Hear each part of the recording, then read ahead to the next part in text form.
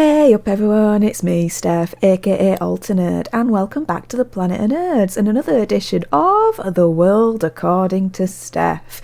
You saw the title, you still clicked on this video because you want to see and hear my thoughts on Coming to America and the biggest major problem that I have with this film. Now, cracking on, I found this article from Rant that pretty much explains the situation.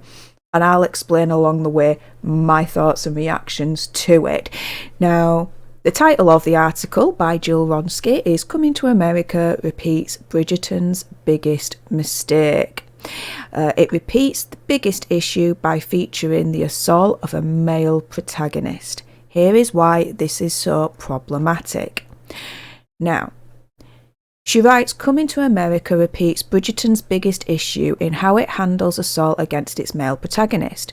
While Coming to America, the sequel, is decidedly more family-friendly than its original film, this contains a very questionable scene with Akeem that's crucial to the development of the narrative. However, the way the characters respond to it mirrors the same mistake Bridgerton fails to rectify with Simon in its storyline. Now, the crux of Coming to America is Akeem's relationship with his newly discovered son Lavelle, who was conceived during Akeem's trip to America 30 years prior in the original film. When Akeem first learns of his son, he's genuinely shocked, having no recollection of spending time alone with any other woman than his wife-to-be, Lisa, who, at the end of the film, marries, and, in the sequel, the king and queen, the rule in the land, and everything supposedly is gravy. Now, Semi helps jog his memory of the night he met Lavelle's mother Mary, in which Akeem is under the impression he was high and hallucinated a wild boar attacking him. Semi, though, reminds him that this wasn't the case.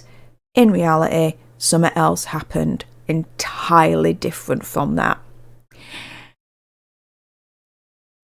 And here we go. Akeem's non-consensual one-night stand is played for laughs, since Akeem attacks Semi shortly after remembering what happened, as King Hafe and Baba egg him on. Akeem later assures Lisa that the whole event was a misunderstanding and could have happened to anyone, joking that his friend introduced him to a strange woman who drugged him and had bumpies with him. Now, the writer here says that that line itself is upsetting and unsettling. It is. And what's even more upsetting and unsettling is that they do treat the non-consensual one-night stand as a joke. They laugh it off.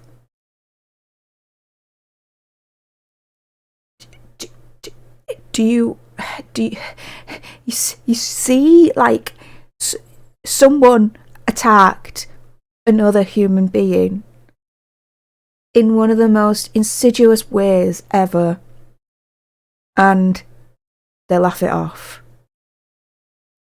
I tell you this, I am so surprised and angry and frustrated that for this film there is not a lot of uproar.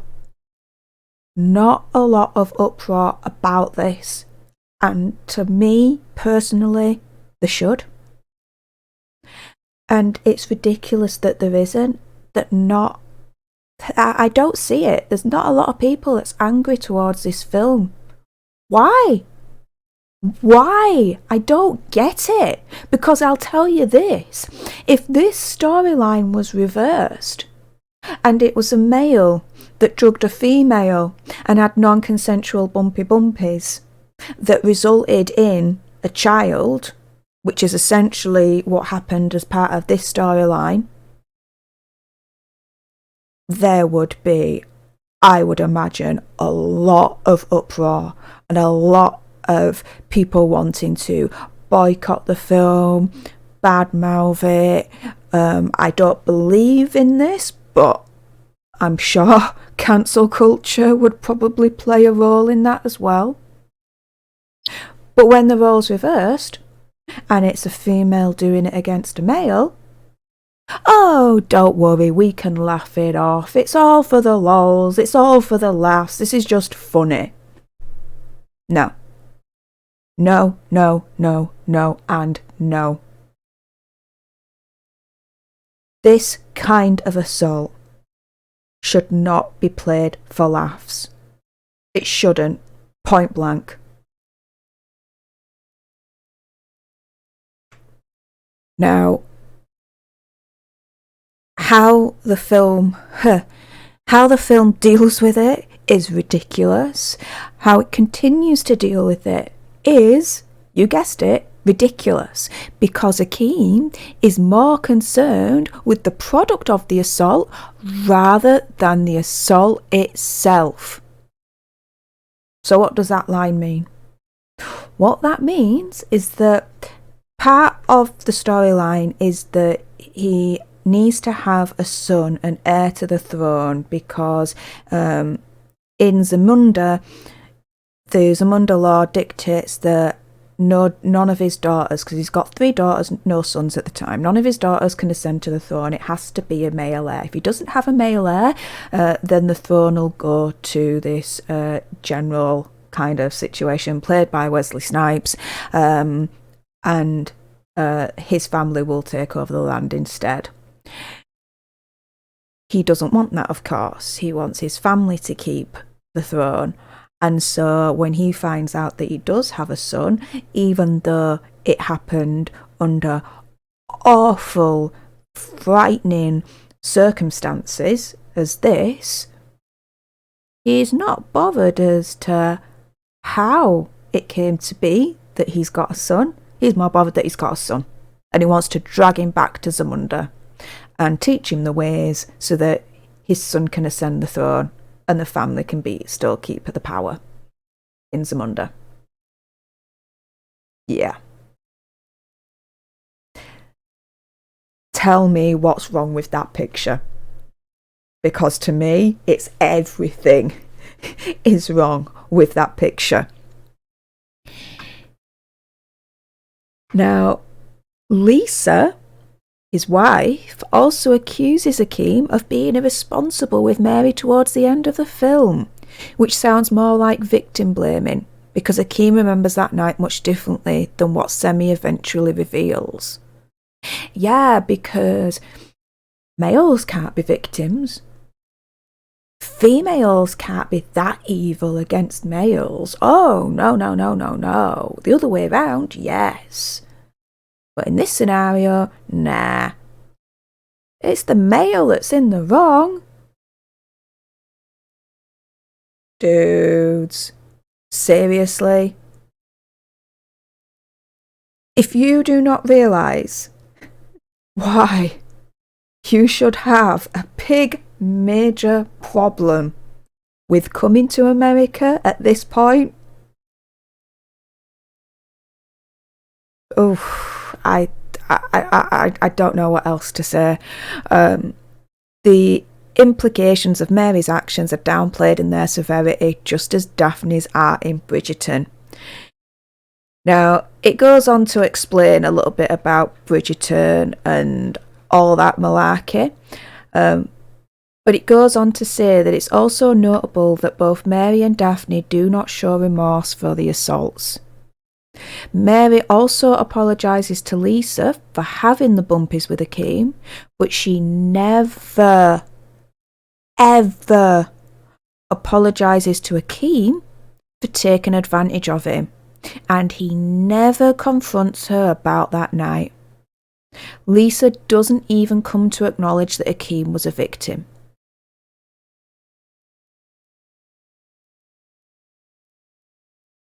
It's like, no, I don't need to apologise.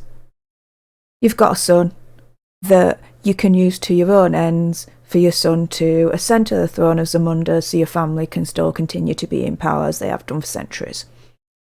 So what do I need to apologise to you for, Akeem? Kind of situation. What? Like, to be fair, apologising for something like that does not even begin to start making up for someone like that assaulting another human being in that way. Don't get me wrong, but there is no remorse, there is no guilt. It's a case of, yeah, I drugged you, we had non-consensual, Yay for the laughs. Lols. You've got a son. Lols. You can't remember how you got that son, but you've got him. Lols.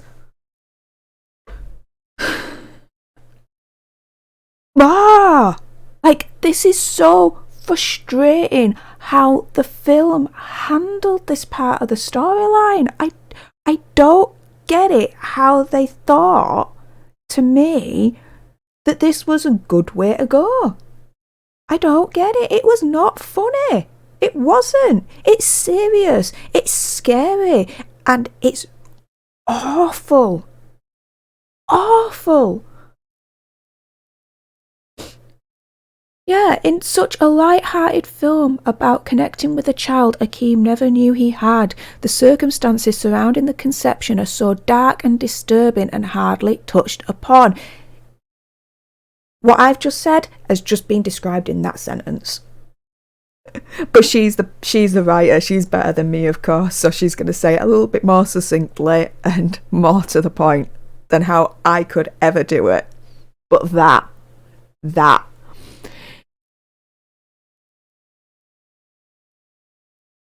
Now, here we go. If the roles had been reversed in either production, the controversy surrounding them would have been far greater. Exactly. Again, it comes back to an earlier point. Why isn't there much uproar about this film and how they handled this part of the storyline of non-consensual against Akeem? I don't get it. Consent, or the lack thereof, is a serious issue weighing Coming to America and Bridgerton down.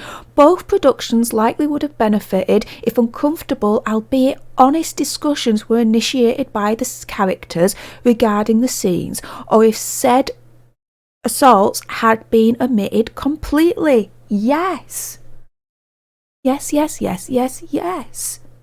Why did it?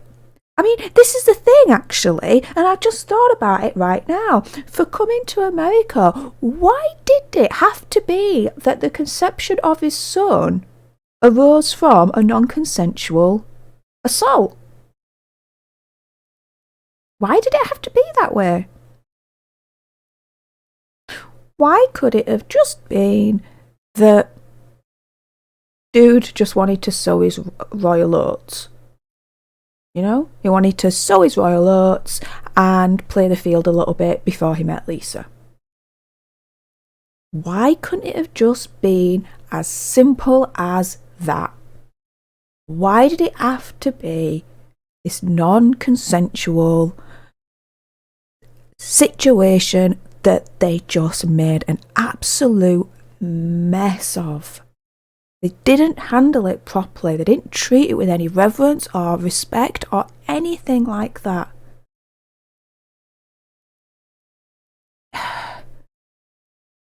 In real life, if someone has non-consensual with someone else, we're supposed to laugh that off. Like, seriously? Like, root it down in reality. And it boggles my mind. Why did they have to treat it for the lols? Why? If they did it that way instead, where they had those uncomfortable, honest discussions, then that would have been one way to go, that I would have been like, okay, fair enough. Or just not even have it in the storyline. I'm sorry, these writers get paid so much, right? That, come on, they must have had better ideas than this for Coming to America.